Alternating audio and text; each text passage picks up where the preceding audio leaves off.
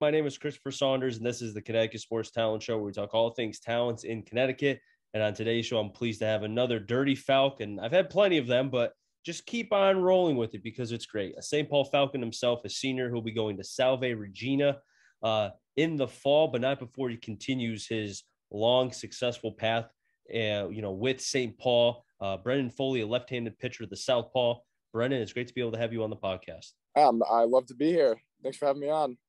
You know, Brendan, obviously one of the main reasons why I was able to get you on here, and I think because of what you did last week, throwing the perfect game, and we'll get into that in a little bit. Yeah. But before we get into that and your baseball time with St. Paul, I want to ask about, young Brendan Foley, the game of baseball. How did it find you?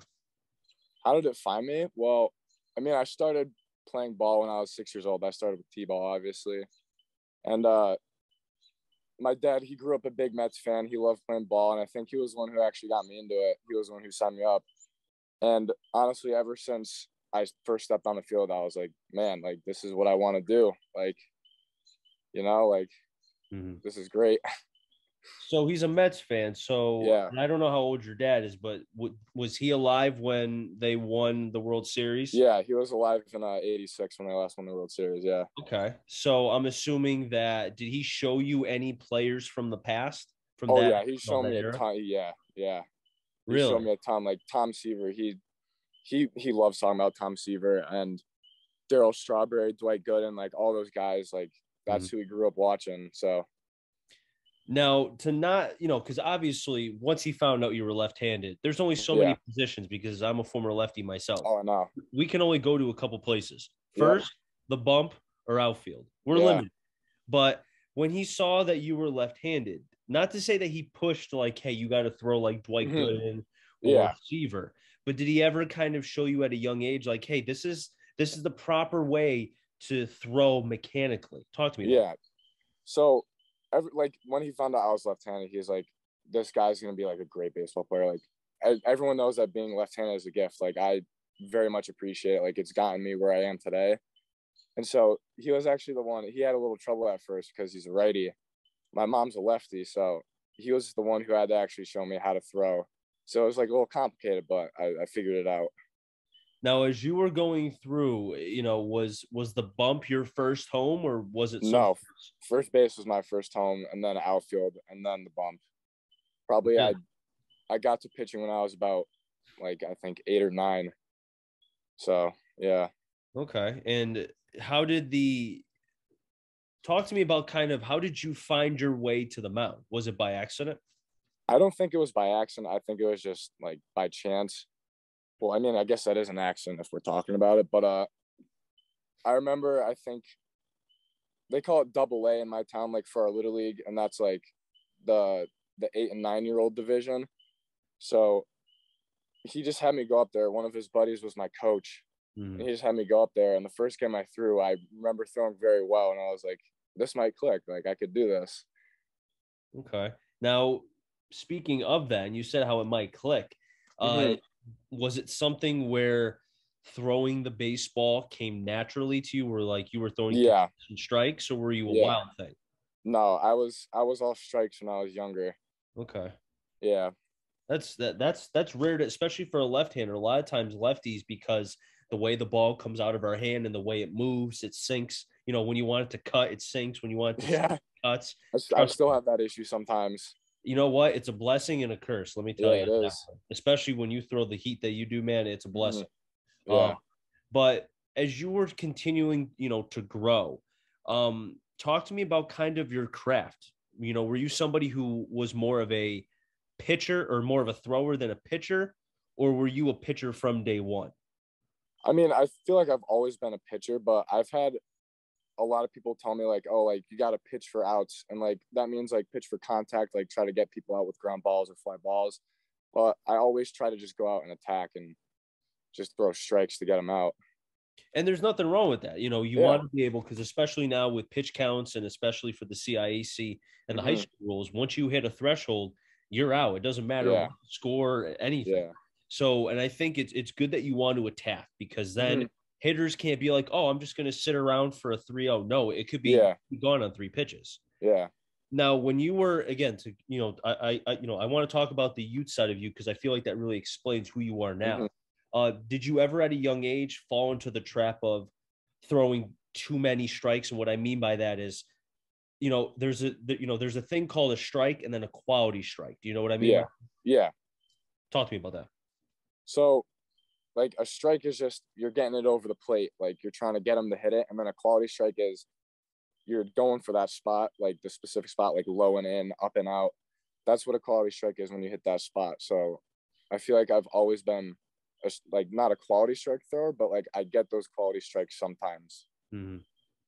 Now, when you found your way to St. Paul, talk to me about your freshman year and more so just because I know Vic and I'm sure, he's a former coach. I'll keep saying he probably hates I keep mentioning it, but I know. He's a respected guy. I love him, what he's done for the game. Talk to me about your first conversation that you had with Coach Vic. Oh, my first conversation. So I remember this so vividly. I remember I had like JV tryouts because I was a freshman and I was with the freshmen and sophomores for the first day. And he eventually pulled me up. He was like, you can come practice with the juniors and seniors. And I remember that he was like, we've seen you. You're a great pitcher. Like, you're going to be good when you get to like junior and senior year. Like, you're going to be awesome. And then we played a few scrimmages. He pulled me back into his office. He's like, we're going to put you on freshman. We're going to let you develop. And we'll see where you are in a few years. Junior year, I know you'll be up here.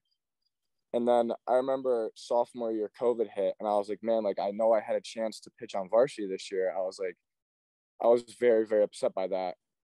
And once I got to varsity, he's like, we knew you'd be here. Like, you're going to be our guy. Like, we know it. And that was how it went. That was like the abbreviated version, but. I'm not surprised that he predicted that you would be the dude by your junior year. I mean, he knows talent. He's seen so much that, going back to when I had him as a coach, he saw things from a different perspective. And me being as young as I was, to just hear him talk about the game or just see how he went about coaching, it doesn't surprise me that he could pinpoint, even for you as a freshman, that kid's going to be it. It could have been your mechanics. It could have been, the body because you're lanky, man. You got that long stride, long finish. You know what I'm saying? That he just sees it. You know what I'm saying? Yeah. So sophomore year, as a lot of people know, especially the football players, COVID hit. Season canceled as far as football. Baseball was canceled for the entire season. Basketball missed the state tournament second half, and, the championships. How did you, because you told me how at a young age as well for you, you struggled with confidence. And that for baseball, it's all up here, man. All up here. Is. It's a mental game. Exactly. So that on top of COVID and I don't mean to like bring up bad memories, but it had to be tough on you. So how did you overcome that? Honestly, it was devastating because I worked my butt off so hard because I wanted that varsity spot so badly. And at first I was like disappointed, but then as quarantine kind of went on and just like the end of my sophomore year, I got my gym like upstairs in our bonus room at home. I started lifting. I started like doing everything I possibly could, like throwing into my net in the garage, like everything I possibly could because I couldn't go anywhere. So I worked my butt off with what I could. See, I wouldn't call it the bonus room anymore. I'd call it the Brendan Foley room. No one else.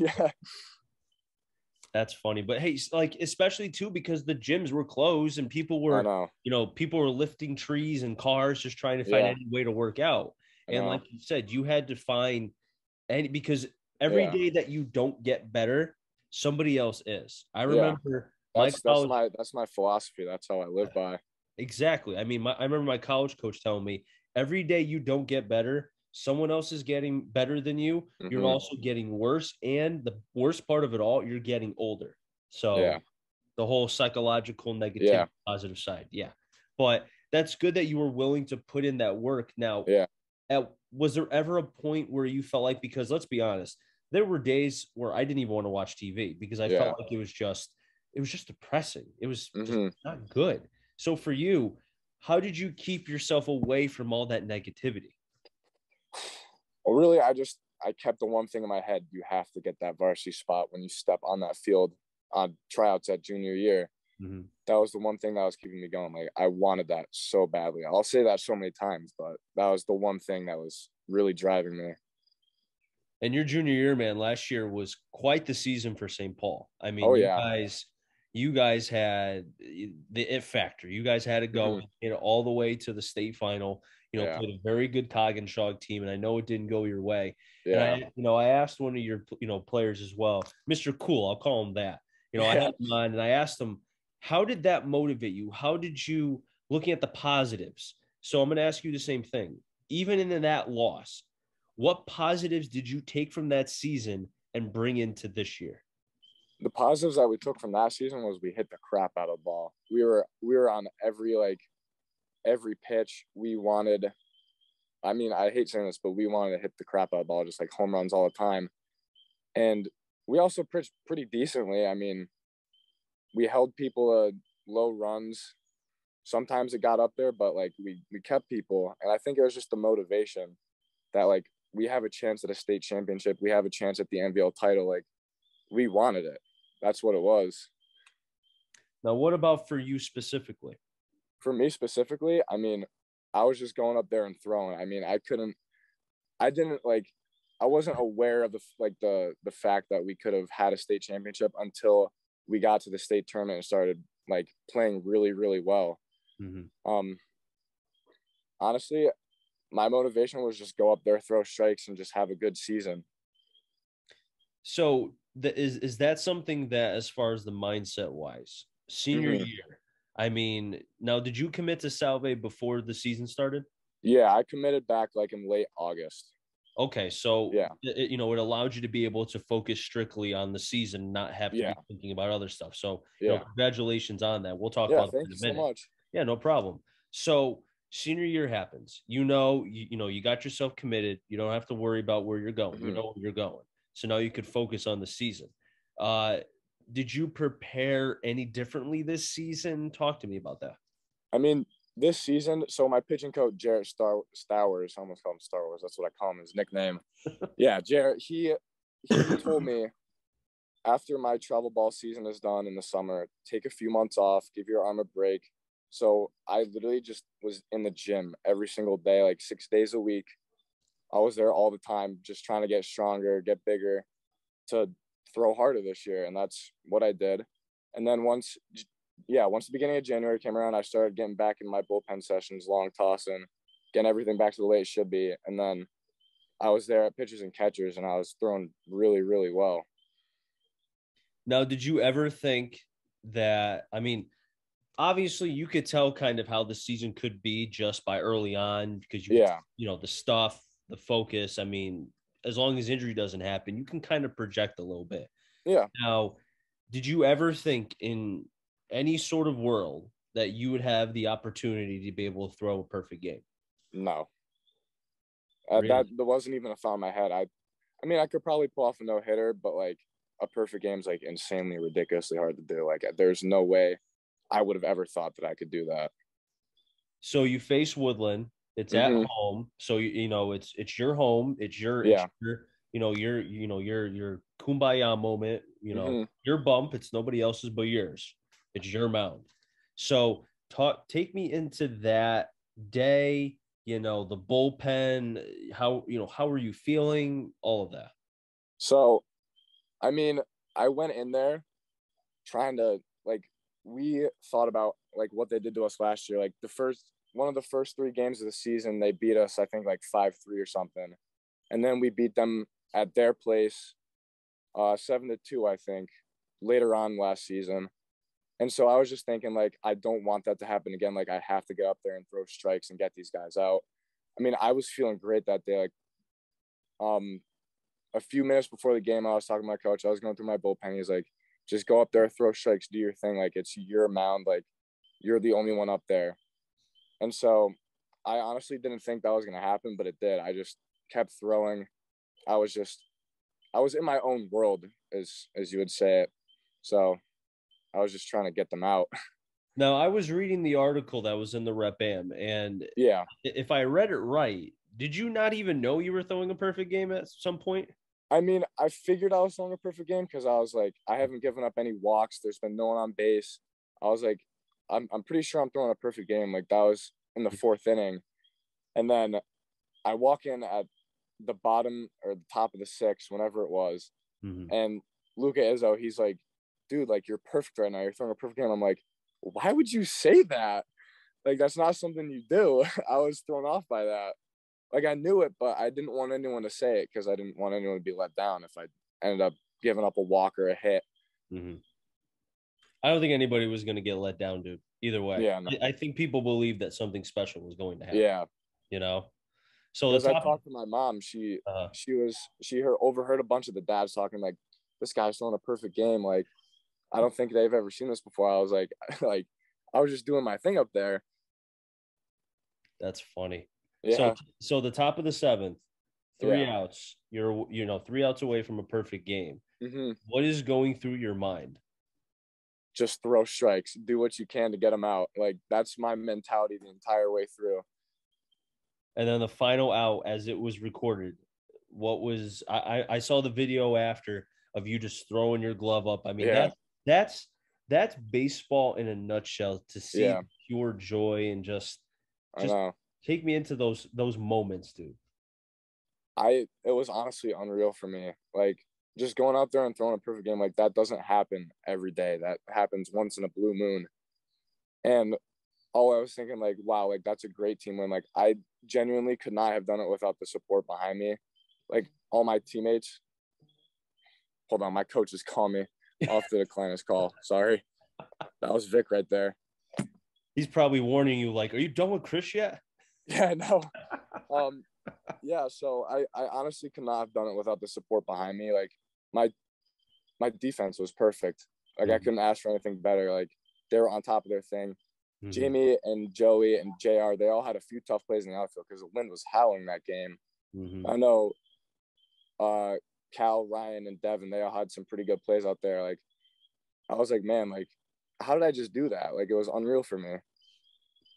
On a side note, I'm going to have to keep that piece in there because that was really funny. I'm going to decline his call. That's funny. But no, he's calling me. He's probably wanting to know what's going on. Exactly. But seriously, the euphoria, to be able to have the excitement, the joy, like that is something where, I mean, I asked you before we started this, like, are you still on cloud nine? I mean, I would be. And for you to kind of, not to say you said, okay, it's over with, it's done, but that there's more business to be done. Yeah, the job's not done yet. That's for sure. Exactly. And that's something that takes a lot of maturity. And I can see that, dude. I really can. Because that was my mentality today. I threw 6 innings, only gave up 1 run. Mm-hmm. I was just trying to get out there and just throw strikes, do my thing. Because I want this so badly. I want this championship so badly. So does the rest of the team and everyone else. Now, when did you give up your first hit today? I want to say the 3rd inning. I don't think it was a hit. I threw a slider kind of down, and one of the kids kind of chopped at it, and it was a chopper over my head that I just couldn't get. I put the edge of my glove on it, like it tipped off the end of my glove. Mm-hmm. That was it. So you got to put on a couple more pairs of socks and like get another 3 inches, dude. Yeah, I know. Now we can reach over and get it. No, I think I jumped a little too early for that one, so it's all right. I mean, if anything, it happened. I mean, you went what? I think that's 9 innings, give or take, of no-hit baseball going back to the perfect game. Yeah. So that's real. That's impressive, dude. It is. Yeah. Brendan, it's great to be able to have you on the podcast. I really do appreciate it. I want to talk to you real quick about your commitment to Salve Regina. Yeah. I know that in my time with the Bristol Blues a couple years ago, there was a pitcher. I think his name was Zach Dion, if I remember right. I could be wrong, but he pitched for Salve Regina, and I remember. Really? Yeah, I remember looking up. He was a right-handed pitcher, and I remember looking up the school, and I was like, there's a lot of success here, because I was trying to dive into the players and know what schools to try to talk about them, because it's a long game. 9 innings is a long time. So, and I was looking at the school, and I was like, I could see why kids go here. There's a lot of success. Yeah. Did you get that same feeling on why you chose Salve Regina? Yeah. Not only are they a successful team, they won their CCC, their conference tournament the year before I committed. I was like, that's insane. They went to the regionals, and one of my buddies, Walker Sharp, he went to St. Paul, he pitched there and he made the regional roster as a freshman. I was like, that's absolutely insane. Wow. But he transferred to Quinnipiac. He's not there anymore. So, like, I knew it was going to be a successful team. Like, that's the second I stepped foot on their campus, I was like, this is where I want to be. This is where I want to play baseball. Like, you don't really get a sense of community better anywhere than at Salve. Like, it's everything I could ever ask for. Is it fair to compare that it has the same atmosphere as St. Paul? I think it has a very similar atmosphere as St. Paul. Like, everything's all community oriented. It's a small community. I can't lie. There's like 250 or 2,500 kids there. Sorry, I'm not thinking right now. Yeah, like it's very similar. Like, St. Paul really grew on me. Like, I didn't think I was gonna like it when I first went to St. Paul. I was forced to go there by my parents, but it really has grown on me. That's so funny that you would admit that, but it's not a bad thing. It's a good thing though. Yeah, being honest, nothing wrong. Mm-hmm. So before I let you go, Brendan, again, I really appreciate you coming on. I have Brendan Foley on, left-handed pitcher from St. Paul, the Dirty Falcons. Great Instagram, by the way. Very fun. I love the content. It's very good stuff. So obviously you guys have not lost yet. You have the NBL tournament time coming, which I think starts in a week or so. I could be wrong. Obviously the top teams, Holy Cross has been up and down, but they're always competitive. You got the Watertowns. Torrington's a scrappy team, as you guys saw today. And yourself, you got the Woodland Hawks. Woolkit is kind of like a mystery team, I feel like. The NVL tournament, I know you guys are probably thinking about the states and trying to avenge that. But you also have unfinished business in the NVL tournament as well, right? Oh, yeah. Talk to me about that. Wow. Last year, we never thought that would happen, losing first round in the NBL tournament. Like, I don't know what in the world happened. It's just, I mean, it's funny to us because, like, we thought we had a cakewalk. Like, I think we took Watertown a little too lightly, and I don't think we can do that this year because we already had a very, very close game with them. That could have gone either way, but we managed to pull it off. And we want to win this NBL tournament as bad as anyone else does. So we're looking to pull it off this year. And you think about it too, you want to be able to, and I know losing in the first round didn't really show much in the state tournament because you made it all the way to the final, but you want to carry that positivity and you want to bring that momentum to make it a little bit easier going into states. Because we had a week off before going into states because we lost first round in the NBL tournament. We scrimmaged tall, but that wasn't really like too much for us. It was a strange moment for the entire team. I don't really know how else to put it. Now, as far as the state tournament goes, is there any team in particular, or have you guys been looking at who you could potentially be matched up with in the tournament? Really, I think we're looking at East Catholic. Like, we're not 100% sure. Like, there's a lot of schools up there. Like, I think the 2 seed right now is like Valley Regional. Like, I don't think we've ever heard of them. Like, we don't know how they play. I think they're in the Shoreline Conference, if I'm not correct. But really, I think we're thinking East Catholic because they're another team of ball players that can play really well. We heard they hit pretty well too. Yeah, they do, but it's no surprise because we saw what happened last year. Even with Mazzucato, they hit the what out of the baseball, just like you guys do. Yeah. Now, again, before I let you go, I want to ask you one more question. I apologize. I just have so many questions. No, I got all night. Don't worry about it. That's good to know. So hopefully I get to broadcast if you guys can get there and I can hope to broadcast it. Hopefully that'd be fantastic. I think St. Paul would like that. I would hope. Yeah. If you talk to me about kind of what kind of send-off would you want to give the community of St. Paul, the fans, your coaches? What do you want to do to end your career with St. Paul? What kind of send-off do you want? Win that ring. That's all I gotta say. That's what I want. I think that's what all the other seniors want. We wouldn't ask for anything more. We just want the championship so badly. Is there any sort of saying or get the job done, unfinished business, anything like that? I think just get the job done. Okay. Good to know. Go out there, play your best. put everything on the field, leave everything there. Good to know. I may have to use that if the final out was recorded and the Falcons are winning it. I may have that phrase in a higher tone, more exuberant, if you know what I mean. But Brendan, it was great to be able to have you on the podcast. Yeah, I really do appreciate Thank you so much for having me. This was a lot of fun. You know, I wish you nothing but the best of luck as far as the rest of the way. Hopefully, I can see the Dirty Falcons in person again. I know I saw you guys last week against Career. Hopefully, I could see you guys in the state tournament later on. Mm-hmm. And then also, too, with Salve Regina, not too in the distant future for you as well. I'll be keeping track of you, and hopefully you'll come back on before then. All right. Sounds good. No problem. That wraps things up on the Connecticut Sports Talent Show. So until next time, stay safe. Remember, CT stands for Connecticut Talent. I'm Marjorie. Find them all. Enjoy the rest of your day, everybody, and be well.